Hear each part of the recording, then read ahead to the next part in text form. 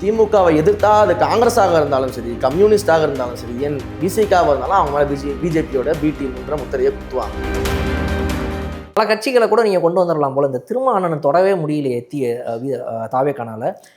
திருமா அவர்களுடைய பிளானை வந்துட்டு தாவேக்கா க்ளோஸ் பண்ணிடுச்சு. இனிமேல் அவரை வந்து நம்ம கன்வின்ஸ் பண்ண முடியாதுன்னு எடுத்துக்கலாமா? இல்லை, நாங்கள் யாரையுமே கன்வின்ஸ் பண்ணணும்னு நினைக்கல, புரிய வைக்க தான் ட்ரை பண்ணுறோம்.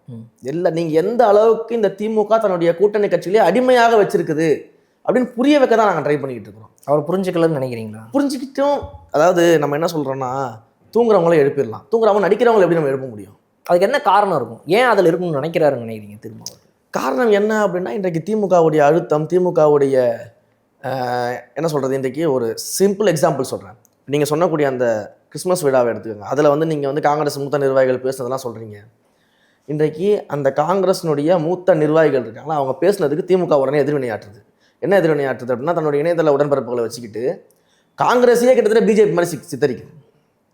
கூட்டணி கட்சியான காங்கிரஸ் மேலேயே பெயிண்ட் ஊற்றுறான், பிஜேபி பி டீம்னு சொல்லி பெயிண்ட் ஊற்றுறான்.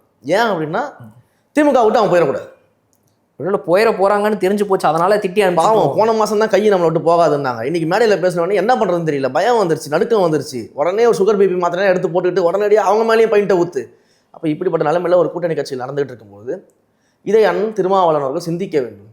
அப்போது சரி, ஏன் பிசிகாவாக இருந்தாலும் அவங்க மேலே பிஜேபியோட பி டீம்ன்ற முத்திரையை குத்துவாங்க. இதை உணர்ந்து கொள்ள வேண்டிய பொறுப்பு அவருக்கு தானே இருக்குது. அதை ஏன் உணர மறுக்கிறாருன்றது அவர் தான் சொல்லணும்.